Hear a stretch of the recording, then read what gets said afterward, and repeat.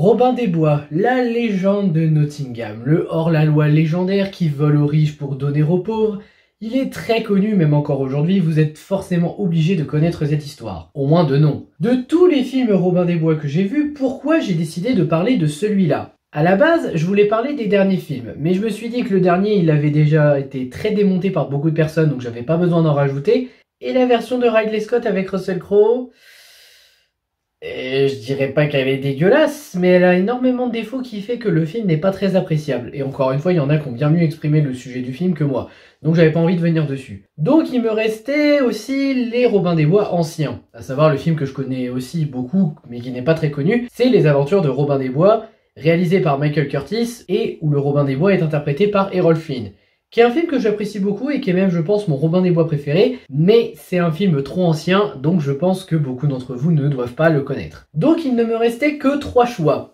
Celui-là, la version Disney, et bien entendu la version française. Et elle, on peut direct l'acheter à la poubelle parce que si j'avais parlé de la version française, j'aurais pété un câble pendant tout le long de la vidéo. Donc il me restait la version 91 ou le Disney. Et je me suis dit, quitte à parler d'un Robin des Bois, je préfère parler d'un Robin des Bois que j'ai vu mais dont je ne me souviens pas trop.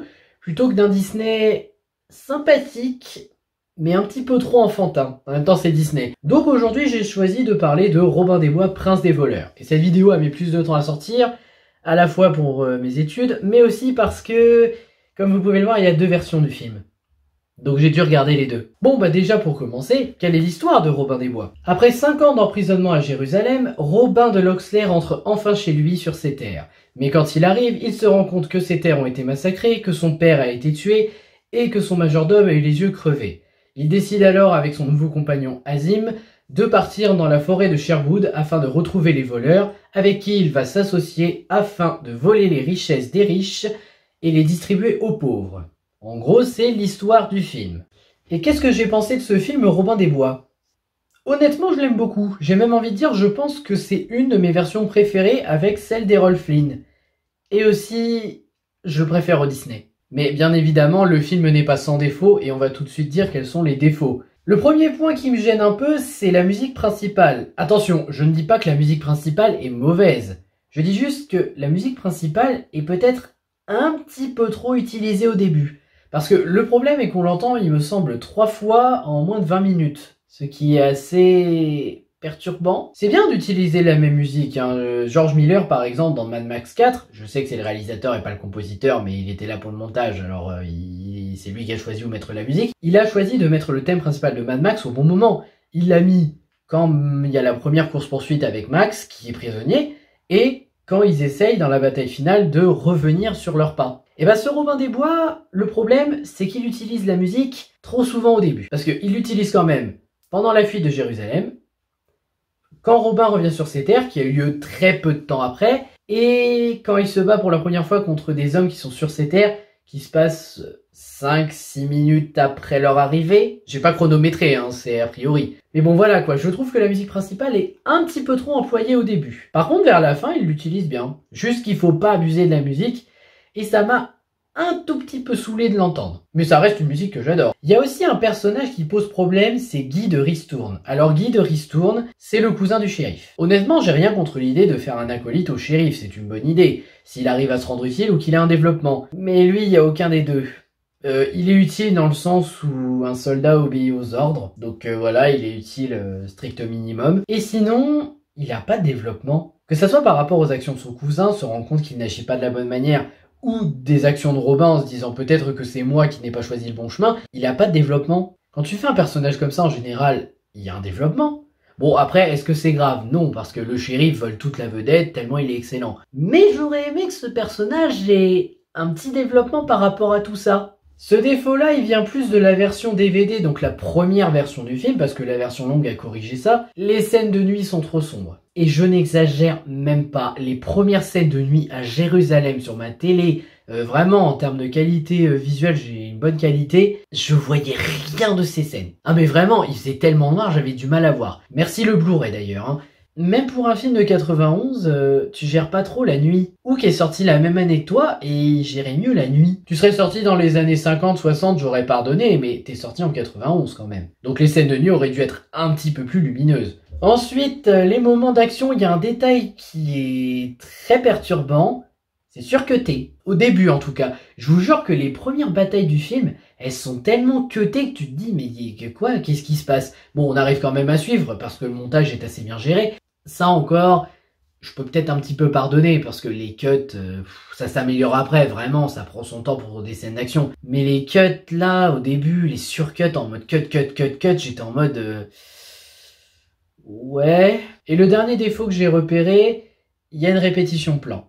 Bon, certains vont me dire, ouais, mais ça encore, c'est pas grave, ça dépend de la distance du plan.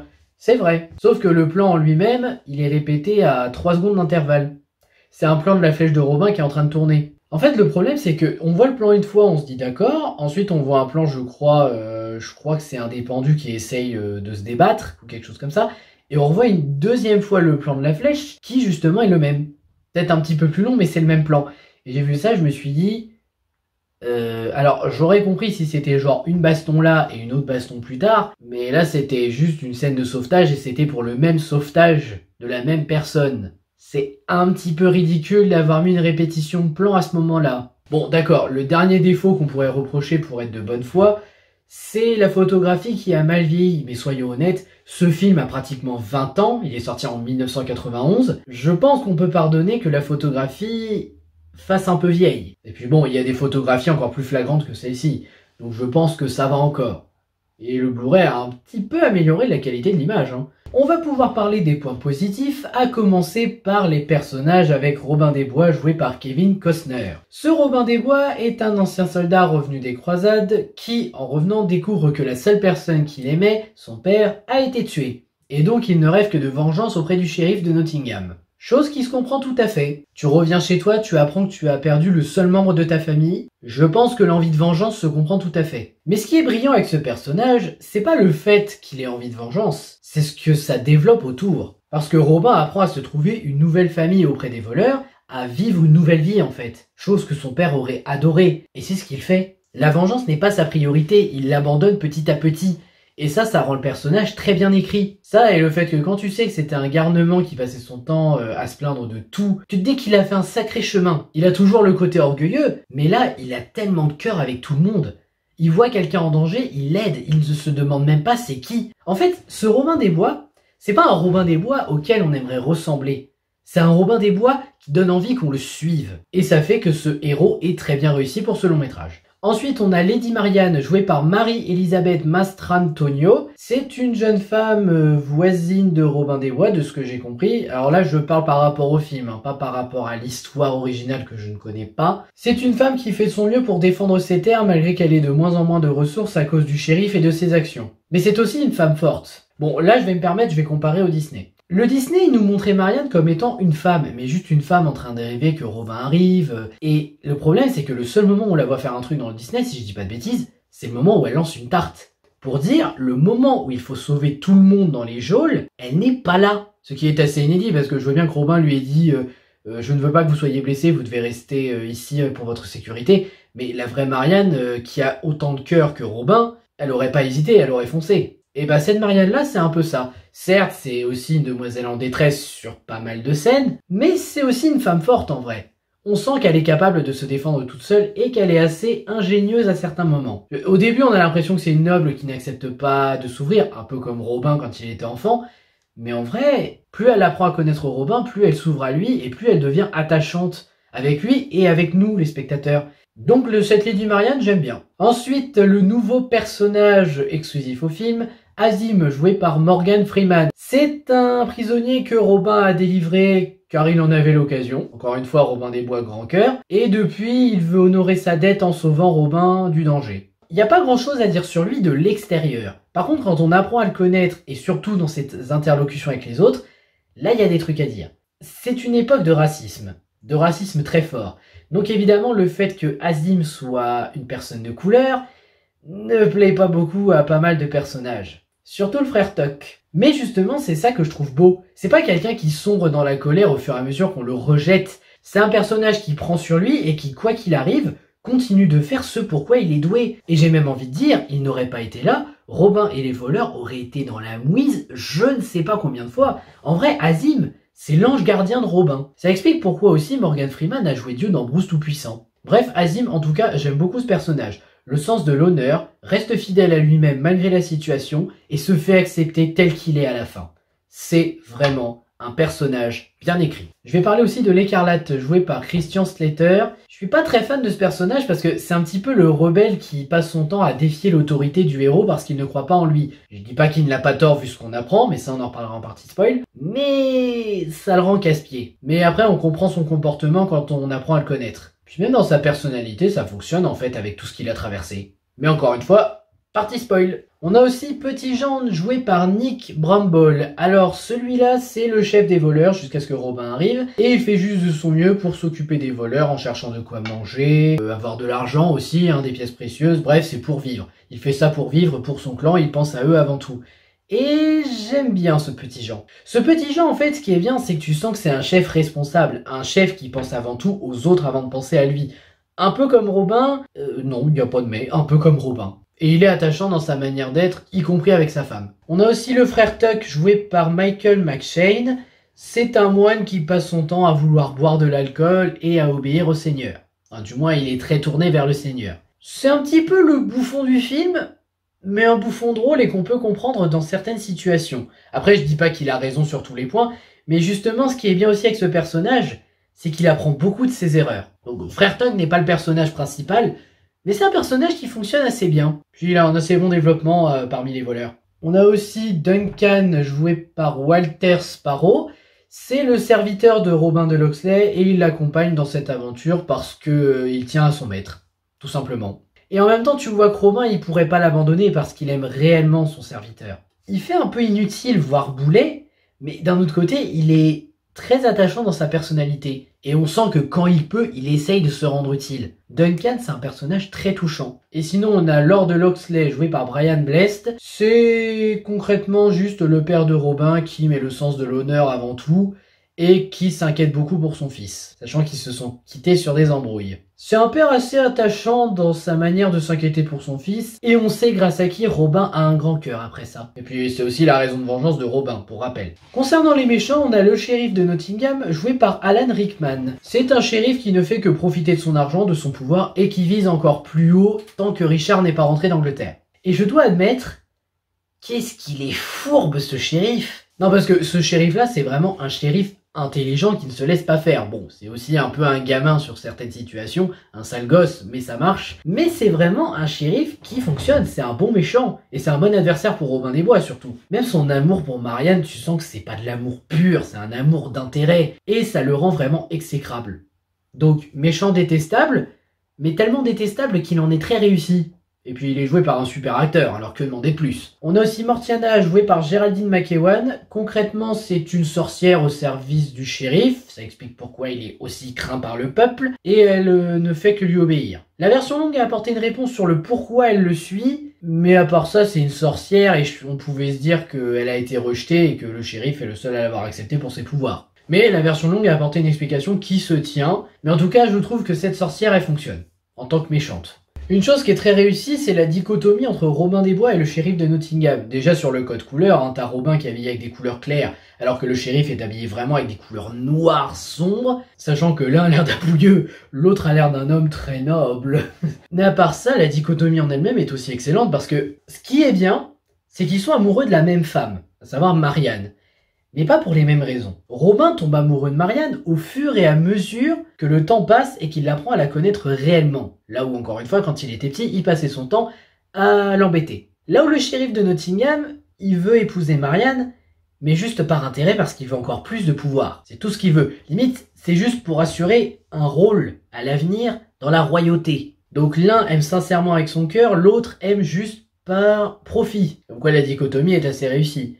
Et puis même dans leur personnalité, Robin c'est quelqu'un qui pense aux autres, le shérif ne pense qu'à lui, qu'à son plaisir personnel. Je trouve vraiment que la dichotomie fonctionne. Bon oui, il y en a aussi un petit entre Azim et Mortiana, mais bon, la religion contre la sorcellerie. Montrer que la religion triomphe, c'était un peu logique. Et c'est pareil d'ailleurs avec Frère Tuck et le cardinal, la religion ou le profit? Bah, la religion enfin. Mais ça c'est des petites dichotomies, c'est pas une dichotomie importante comme celle de Robin et du shérif. Concernant la relation Marianne et Robin, elle est excellente. Encore une fois, on n'a pas vu dans le passé, donc on sait pas trop comment ça se passait, mais de ce qu'on comprend, Robin était exécrable avec Marianne, et Marianne, elle en avait marre de lui, limite elle disait mais fous-moi la paix.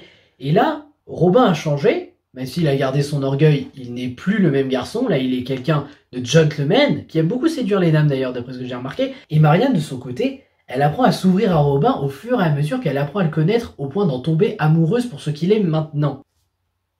C'est une belle relation, que demander de plus? D'ailleurs, ça amène des évolutions très intéressantes, surtout pour le personnage de Robin, parce que, comme je l'ai dit, il voit les voleurs en tant que nouvelle famille, et ça je le maintiens d'ailleurs. Mais il n'y a pas que ça. Robin au début était obsédé par la vengeance. Il se disait je vais utiliser les voleurs pour me venger du shérif, tout ça.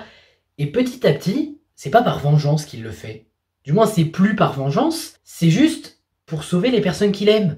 La bataille finale, quand il va sauver Marianne, c'est pas pour venger son père qu'il affronte le shérif, c'est pour sauver la femme qu'il aime. Donc en fait, c'est vraiment que la vengeance, il n'y pensait plus. Il disait, oui, mon père est mort, mais je dois aller de l'avant. Je me suis trouvé une nouvelle famille, une femme que j'aime, que j'aimerais épouser, et je ne te laisserai pas me gâcher ça, shérif. Bon, là, j'invente un peu le dialogue, mais concrètement, pour moi, c'est ça que ça veut dire. J'en viens d'ailleurs à une autre qualité du film, l'action. Si on oublie les cuts, le côté action pour un film d'aventure est très bien fait, y compris dans la narration des combats. Quand on a le shérif contre Robin, à chaque fois, ça raconte quelque chose. Parce qu'un combat, ça peut être beau visuellement, mais moi je préfère un combat qui se concentre sur sa narration que sur son visuel. Un combat entre deux personnages, il y a la narration et la mise en scène qui comptent. Et la chorégraphie aussi quand elle est vraiment importante. Et là, je trouve que question chorégraphie et question justement narration, l'action est réussie. Le jeu d'acteur, il est vraiment très bon. Kevin Costner, il s'en sort bien en Robin des Bois, tu sens qu'il se plaît à jouer le rôle, sachant qu'il a découvert son rôle 3 jours avant le début du tournage. Et qu'il avait pas lu le script. Il est fort, hein. Il vaut pas Errol Flynn, mais il est fort quand même, faut le dire. De son côté, Alan Rickman est un excellent shérif. Il va dans l'exagération quand il est en colère, et ça correspond très bien. J'adore ce shérif de Nottingham, Alan Rickman l'incarne parfaitement. Et les autres personnages s'en sortent très bien aussi, hein. On a un peu de symbolisme efficace à travers justement certains éléments, comme l'épée du père de Robin, le médaillon de Robin aussi, qui est le dernier souvenir de son père, mais qui représente aussi quelque chose pour lui, et même ce que représente Robin pour les voleurs en fait. Parce qu'au début, il est juste quelqu'un qui les rejoint comme ça et ils s'en foutent, mais petit à petit, il devient le symbole des voleurs. Limite, si Robin n'existe plus, les voleurs n'ont aucune raison d'exister. Et enfin, Azim, l'ange gardien de Robin, ça se voit. Il est pas habillé tout en blanc, mais ça se voit. Les musiques sont magnifiques. Encore une fois, le thème principal du début est beau, et la chanson qui a été composée par Bryan Adams pour le film est magnifique. J'adore cette chanson d'amour. En tout cas, les musiques sont magnifiques. Vraiment, toutes les musiques sont belles de ce film. Et ça colle très bien à ce qui se passe à l'image tout en te racontant ce qui se passe. Vraiment de toute beauté. Je vais peut-être me faire allumer pour ça, mais j'ai ressenti de la tension en regardant ce film. Quand je l'ai revu, j'ai vraiment ressenti de la tension. À la fois pour des personnages, pour Robin aussi, hein, même lui n'était pas à l'abri.